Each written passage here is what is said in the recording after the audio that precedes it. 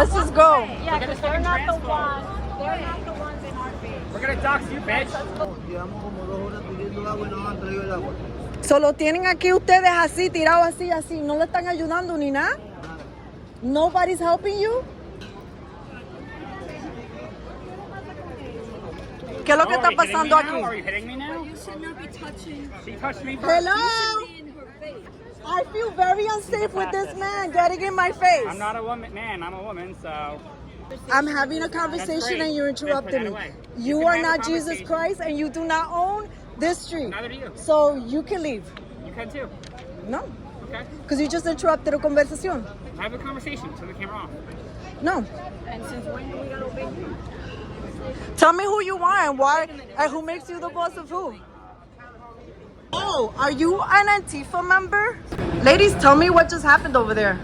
Well, we decided to take a walk towards the Roosevelt Hotel because we have heard there are migrants that are not just living in the hotel, but that have been on the street. So we're like, hey, let's see this for ourselves. But essentially, we're having a conversation with the migrants, the Spanish ones, particularly, trying to find out what's going on. Which, by the way, sucks. These people have been on the ground, just sitting, just laying down. There's zero communication. They have no idea what to expect. Barely any food or water has been given to them. I mean, they are just in bunches. It's sad. Exactly. And then all of a sudden, we get a visitor right into my sister's face. They already told us multiple times they do not want their photos taken or videos recorded. Are you their representation? We're just helping them. And then we come across a person that he calls himself a woman, so that way if he beats up a woman, then it would be a woman, it would be okay. I feel very unsafe with this man getting in my face. I'm not a woman, man. I'm a woman, so. And a man can't touch her because, well, she's a woman. You know, so how cute, how convenient, right? So it's like either way, you're trying to set yourself up in this protective square. Oh. You're a woman? Oh, so well, that don't mean nothing, because you know what? We're not afraid of women either. He Insane. was Antifa. Well, I think so too. Well, he was very like, you know, you can't film him because they don't want to be filmed. But he was very quick to pull up what? His camera and start filming us. Tactics. Nice gorilla Antifa tactics. Some shit that she ain't gonna know what hit him. Let's sit there, walk away. Let's just go. Yeah, because they're not the ones. They're not the ones in our base. We're gonna dox you, bitch. Exactly. He was he was very you know, aggressive, right? Wanting to really be all up in your face and wanted to control the situation. They didn't want you at all to listen to him. That's right. I remember, and you didn't hit him. You just No, went I just pushed him. like I pushed this. him on the You pushed him out of the way because he was in your space. Yeah. He was in your personal space. Exactly, aggressively, passive aggressively. So at that point, you have every right. Someone's all up in your grill. So this is a great conversation because for people who have suffered any type of domestic violence, what can you say to what we just experienced? He stalked.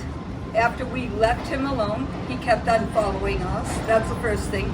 And then he got up so close behind us that a person like myself, which I did lose it, is a PTSD thing, because a person usually, when they abuse people, they come up behind you and they'll grab you by the neck, and next thing you know it, you feel. So I was feeling at that moment, Wow, look at this ugly fucking face. like my personal space was being taken and he was going to do something really horrible to me. So I just kind of turned around and was like, you come at me, I'm going to come back at you real hard. You're following us in a public place. You're stalking us. So back up. There's 3 women and you are stalking us. I'm a woman. I'm a real woman, not a so-called he, she, her, it, whatever you want to call yourself. And So obviously you would have been in your every right because So it if was aggressive and if it was memory violent. serves me correct, why were we called transphobes when we were trying to interview the migrants What does this have to do anything with the trans community? Honestly, the bigger questions are who's paying them to be there and harass anyone Right. who is actually getting real evidence of what's going on in real conversation. Because come on, this was all it's too professional, it's too well done. He has too much confidence and power. Like Stop filming them. Stop filming them. these are the tactics being displayed to prevent information, okay? Other forms of censorship. I mean, there's a lot of things I think here. Other forms of censorship. This is a great example of how easy it is for people to get into more fights, more divisiveness. And then when we went and we asked a guy that was actually from the New York system, you saw the picture, right? Yeah. He acted like, I don't know what's going on and I don't really care. Yeah, no, they were just completely, almost like dormant. No, Yeah. all the workers you could just tell are standing in the corners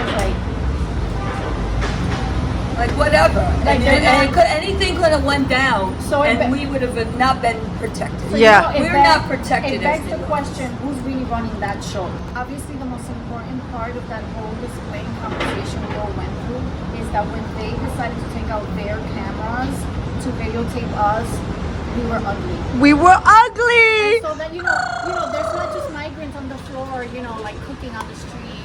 This place, this city is like the way it is. You're harassing real women, but what really matters is that we're ugly.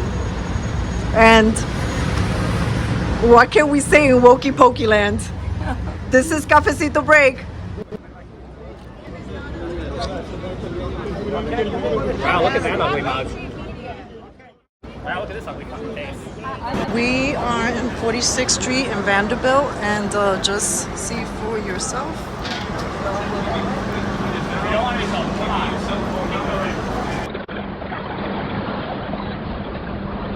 They don't want to be filmed. Come on. They don't want to be filmed. Stop filming.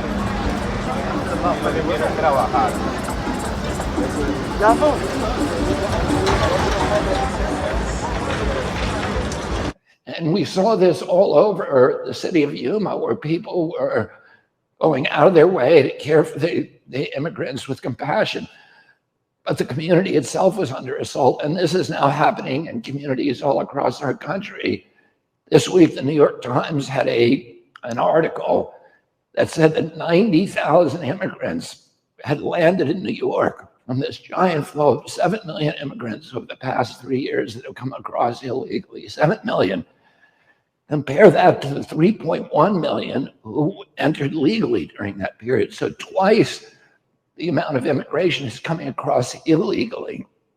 And we are not managing as a nation our own borders.